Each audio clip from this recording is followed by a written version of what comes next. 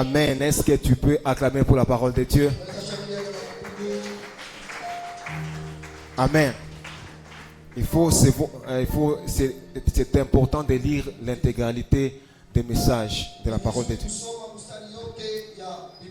Nous allons commenter concernant ces versets-là, ces textes bibliques.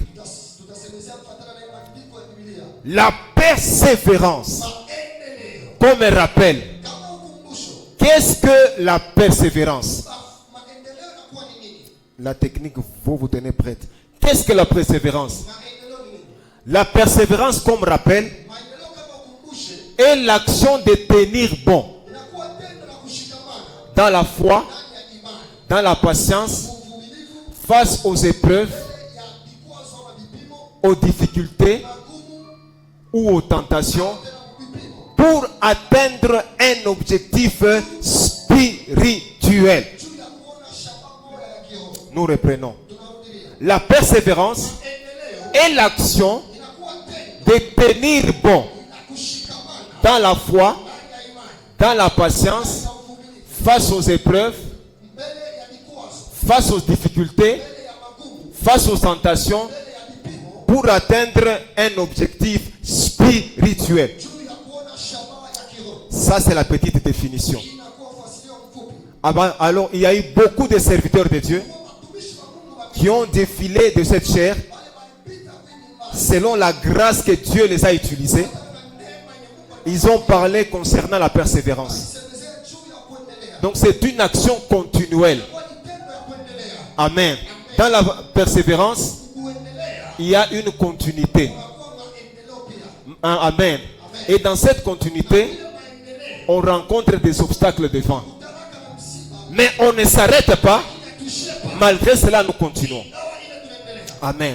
Mais aujourd'hui, nous avons un petit sous-thème sur lequel nous allons nous entretenir, qui va beaucoup nous aider. Le sous-thème d'aujourd'hui s'intitule La volonté parfaite et la volonté permissive de Dieu. En tout cas, vous allez prendre tout votre temps. Vous allez prendre même les notes. Si ce n'est pas possible, on va vous envoyer ça en version électronique.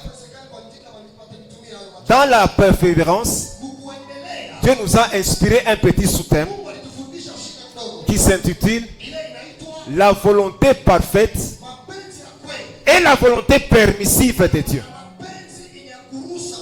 Avant de comprendre bien ce sous-thème, mais nous allons d'abord expliciter c'est quoi la volonté de Dieu. Qu'est-ce qu'on appelle volonté de Dieu? Amen. Amen. Qu'est-ce que la volonté de Dieu? La volonté de Dieu, c'est le projet, la vision, le plan tracé par Dieu dans la vie d'une personne. Amen. Nous reprenons encore. Qu'est-ce qu'on entend par volonté de Dieu? C'est le projet, la vision, le plan tracé par Dieu dans la vie d'une personne. Nous entrons dans les Écritures. Jérémie 29, 11. Pour la parole de Dieu. D'abord, pour comprendre la volonté de Dieu, c'est un plan. C'est un projet. Amen. C'est quelque chose que Dieu a déjà conçu. Amen. Pour ta propre vie. Et pour encore bien comprendre la volonté de Dieu, ça inclut beaucoup de choses. Amen. Quand on parle de volonté de Dieu, nous voyons beaucoup de choses à l'intérieur. Amen. La volonté de... Quand on dit le plan, ça sous-entend beaucoup de choses. Volonté de Dieu signifie l'identité d'une personne. Ça signifie qui tu seras dans ce monde. C'est pourquoi Dieu dit ceci à Jérémie. Avant que tu ne sois formé dans le sein de ta mère, je te connaissais. Je t'avais déjà consacré prophète des nations. Donc le plan de Dieu pour Jérémie, Dieu l'a caché dans son identité. Toi aussi, avant que tu ne sois dans ce monde, il y avait déjà un plan. Et ce plan, c'est ça la volonté de Dieu. Et cette volonté commence d'abord l'identité que Dieu te donne. Avançons. Dans la volonté de Dieu, il n'y a pas que l'identité. Dans la volonté de Dieu, il y a ton champ d'activité. Tu feras quoi sur la terre? Après que Dieu te donne une identité, il te donne un travail. Qu'est-ce que tu feras? Amen. Tu seras pasteur, tu seras évangéliste, tu seras ingénieur, tu seras qui? Après l'identité, c'est un domaine de travail. Tout ça, ça fait partie de la volonté de Dieu. Beaucoup échouent parce qu'ils ne savent pas discerner la volonté de Dieu. Je serai qui? Je suis qui? Je ferai quoi sur la terre? Avançons. Dans le mot volonté, il n'y a pas que l'identité et le champ d'action. La troisième des choses, il y a ton héritage. Tu auras quoi pendant ta vie sur la terre? Amen. Dieu te donne une identité. Dieu te donne un champ où tu dois travailler. Dieu te donne une possession. C'est pourquoi il dit ceci à Josué. Josué, tout lieu que foulera la plante de ton pied, je te donne en possession. C'est quel lieu? C'était le territoire de Canaan. Et Dieu a commencé à tracer ce territoire là-bas. Vous allez vers le fleuve, vous aurez pour territoire telle frontière et telle frontière. Et nul ne tiendra devant toi tant que tu vivras. Amen. Quand on dit tout lieu que foulera la plante de ton pied, cela signifie le lieu où Dieu a déjà tracé pour toi. Cela ne signifie pas que tu dois te retrouver n'importe où Dieu te donne. Les Israélites, Dieu les a donné Canaan. S'ils s'étaient retrouvés en Chine, Dieu n'était pas là. J'ouvre la parenthèse. Et il y a des gens qui pensent que tout ce que Dieu a donné, c'est leur héritage. Non. Tu dois comprendre et que Dieu te révèle quelle est ta possession sur la terre. Qu'est-ce que tu m'as donné en possession? Quel est mon héritage? Si tu comprends quel est ton héritage, c'est alors que nul ne tiendra devant toi tant que tu vivras. Dans la volonté de Dieu, il y a l'identité, il y a le champ d'activité, il y a le domaine de la possession. Est-ce que nous apprenons quelque chose? On peut acclamer pour la parole de Dieu. Maintenant, nous avons compris ce qu'est la volonté de Dieu. L'importance de la volonté de Dieu dans notre vie. Amen. Quand vous lisez la prière de notre Père, dans Matthieu 6, 9 à 11, il est écrit. Est-ce qu'on peut lire? La volonté de Dieu pour notre vie. Jésus cache ça dans la prière de notre Père. Lorsque vous allez prier, il ne faut pas multiplier les paroles en vain. Mais lorsque vous priez, dites ceci. Notre Père qui es aux cieux. Premièrement, que ton nom soit sanctifié. Deuxièmement, que ton règne vienne. Troisièmement, que ta volonté soit faite sur la terre comme au ciel. C'est ce qu'on appelle l'échelle des valeurs.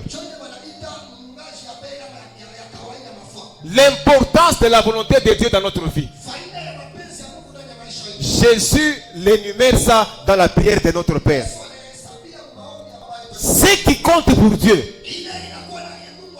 plus que toute autre chose, c'est d'abord sa sainteté.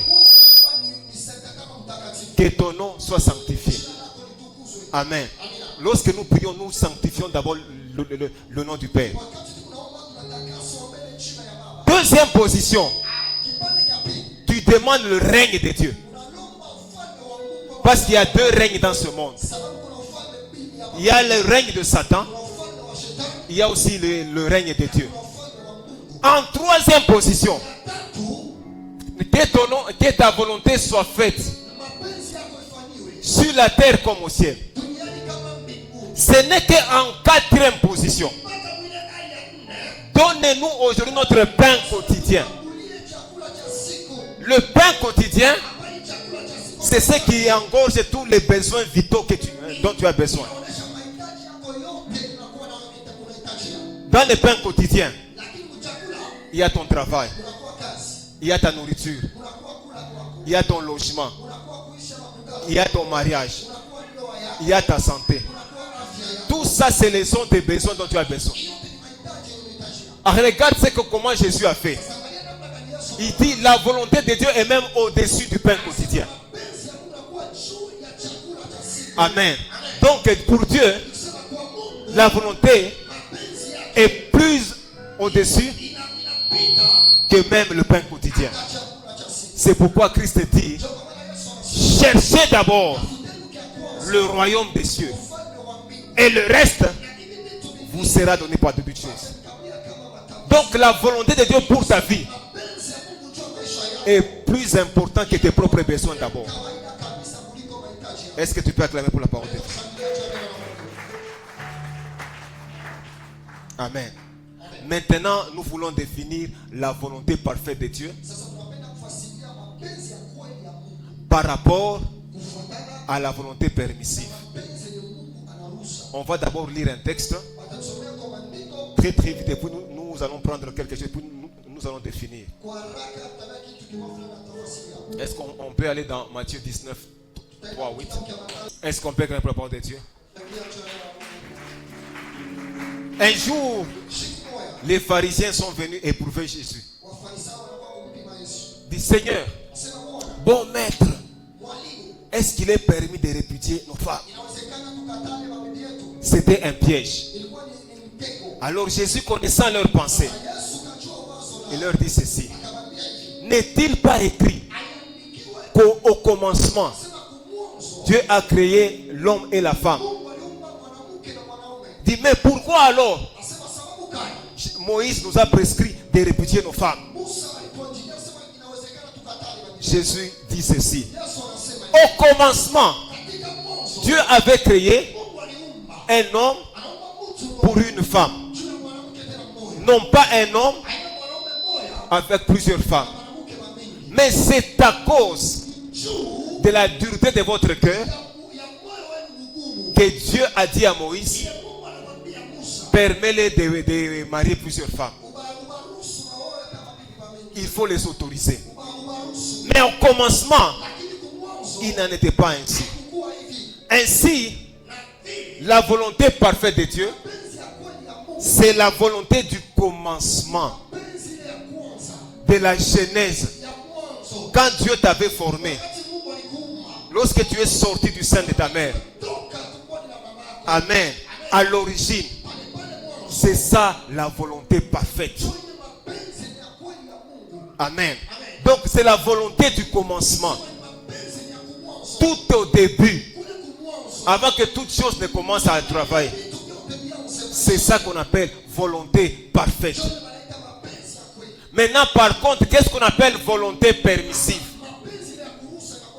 La volonté permissive, par contre,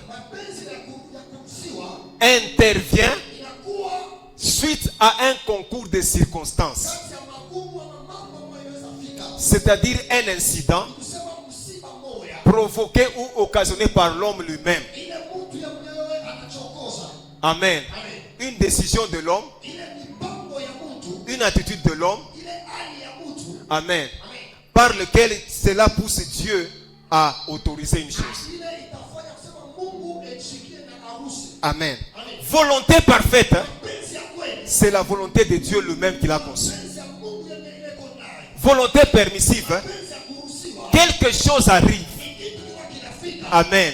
L'homme change de décision, l'homme change d'attitude, alors Dieu autorise. C'est ce qu'on appelle volonté permissive.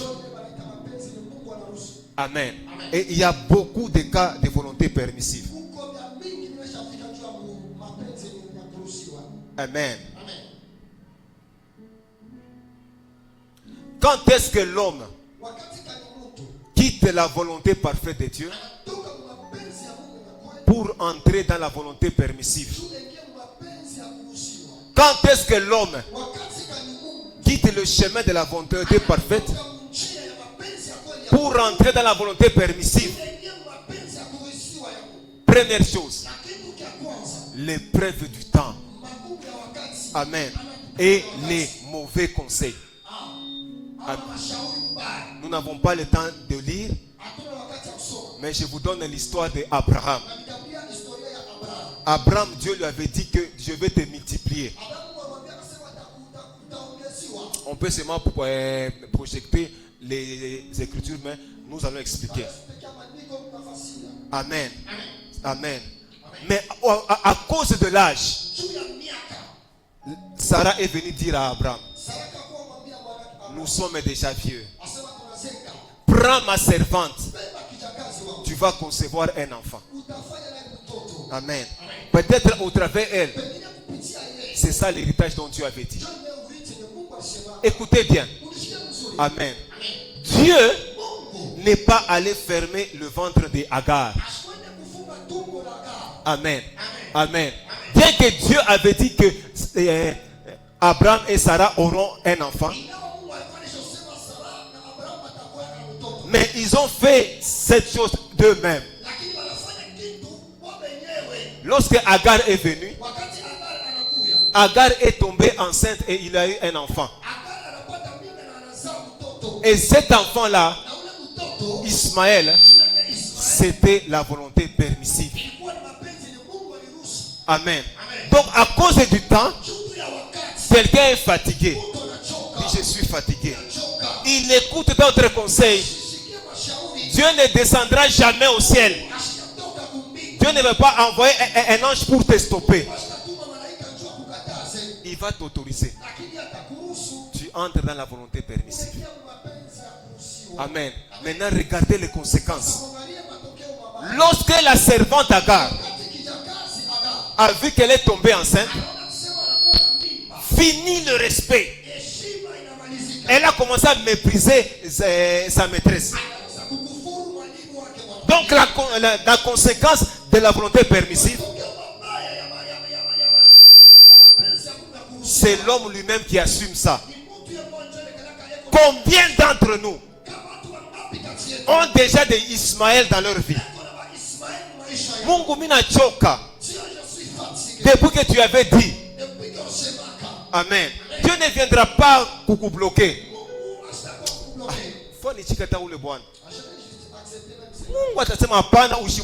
Non, non. Il a déjà parlé. Il te permettra. Mais tu vivras toi-même les conséquences. Amen. Volonté permissive. Tu écoutes les mauvais conseils. Tu vois le temps est en train de passer. Amen. Toi-même, tu prends ta propre décision. Dieu te permet. Quand est-ce que l'homme entre dans la volonté permissive? La deuxième des choses. Amen. On peut défiler. Quand est-ce que l'homme entre dans la volonté permissive? Lorsque tu réclames à Dieu une chose d'une manière désespérée. Mungu mina choka. Saïcha Kwenea. Regarde mes amis. Regarde avec cela on a grandi. Regarde mes soeurs et mes frères. Amen. Même ma soeur cadette, on l'a déjà mariée. Moi, je suis toujours chez nous. Tu réclames une chose d'une manière désespérée. Dieu ne viendra pas encore te parler pour la deuxième fois. Il dit, vas-y, je te permets. C'était comme ça avec les enfants d'Israël. Il dit, non, Samuel, tes enfants ont péché. Ils se sont conduits mal. Nous avons besoin d'un roi aussi. Comme dans les autres nations. Nous ne voulons plus rien écouter. Lorsque Samuel est allé dire à l'Éternel, l'Éternel a dit, ce n'est pas toi qu'ils ont rejeté. C'est moi qu'ils ont rejeté.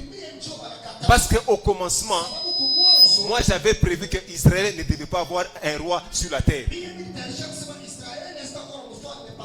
Amen. C'est moi qui serai leur roi.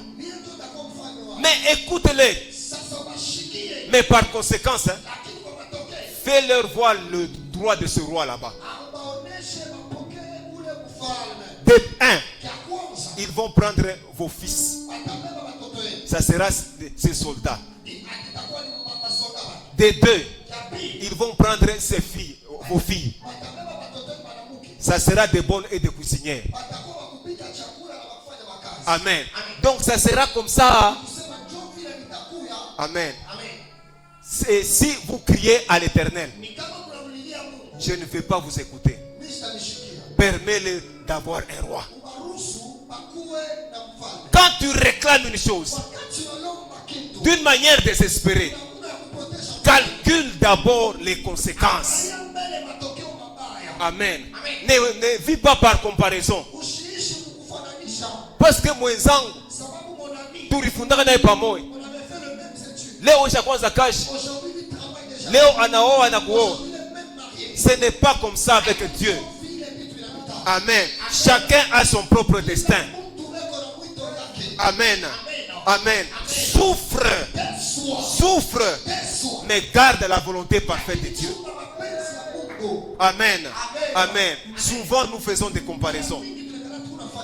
Et Dieu autorise seulement. Amen. Amen. Le point c'est, quand est-ce que l'homme entre dans la volonté permissive? Ça, on va lire et puis maintenant on va bientôt clôturer. Amen. Est-ce que nous pouvons prendre 2 Rois 13, 14, je crois, et ainsi de suite. Amen. Il y avait une invasion. Les Syriens ont entouré Israël. Le roi Joas est allé voir son prophète Élisée. Dit, mon père, cher d'Israël, nous sommes entourés par nos ennemis. Amen. L'homme de Dieu dit, calme-toi. Je te donnerai un signe par lequel tu vas vaincre ces gens-là. Ouvre la fenêtre. Prends une flèche et tire vers l'Orient. Il tira. Dit, cela ne suffit pas. Prends ces flèches-là. Tu vas les bander et tu vas frapper contre terre. Ce sera un signe de la délivrance. Maintenant, il a fait cela. Il a commencé à frapper. 1 fois, 2 fois, 3 fois et il s'arrêta. L'homme de Dieu était fâché. Dit, mais pourquoi tu t'es arrêté? Il fallait continuer. Amen. Jusqu'à ce que je te dise arrête. Puisque tu as frappé 3 fois et que tu t'es arrêté, tu ne battras tes ennemis que de 3 fois. Cela sous-entend la volonté parfaite de Dieu était que tu extermines tous les Syriens. Mais parce que tu t'es arrêté, tu es entré dans la volonté permissive. Dieu ne te permettra que tu le battes de 3 fois. Amen. La dernière des choses, quand est-ce que l'homme entre dans la volonté permissive? Lorsque quelqu'un se relâche dans son travail. Lorsque ton zèle diminue, ta force, ton enthousiasme du départ baisse le rythme. Alors ça entraîne quelque chose. Combien de gens ont bien commencé, mais sur le chemin ils se sont arrêtés. Dieu les voyait à un niveau très élevé, mais parce qu'ils ont diminué, ils ont arrêté.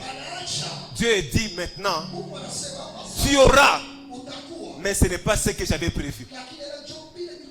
Tu deviendras, mais ce n'est pas ce que j'avais prévu. Tu posséderas, mais non pas en totalité. C'est ce qu'on appelle volonté permissive. Amen. Quelqu'un qui veut rester dans la volonté parfaite. Amen. Il doit faire une chose, jusqu'à sec. Amen. C'est ce que Isaac avait fait. On nous dit reste dans le pays. Amen. Je vais te multiplier. Amen. Il avait déjà reçu la parole. Mais lorsqu'il est resté dans le pays, Dieu le fait riche. L'ennemi ne l'a pas laissé tranquille. Il est venu boucher les puits, et plutôt les puits des poussières. Il ne s'est pas découragé. Il a creusé encore. L'ennemi a fait la même chose. Il a creusé le troisième puits. C'était la même chose. Jusqu'au quatrième puits, finalement l'ennemi a laissé tomber. Il a creusé jusqu'à sec. Le secret pour rester dans la volonté permissive, il faut faire une chose, jusqu'à sec. Amen. Amen. Moïse, pour battre Amalek, il fallait que ses mains soient élevées jusqu'au coucher du soleil. Élie, pour avoir la pluie, il fallait qu'il prie jusqu'à ce qu'il voie le nuage. Amen. Amen.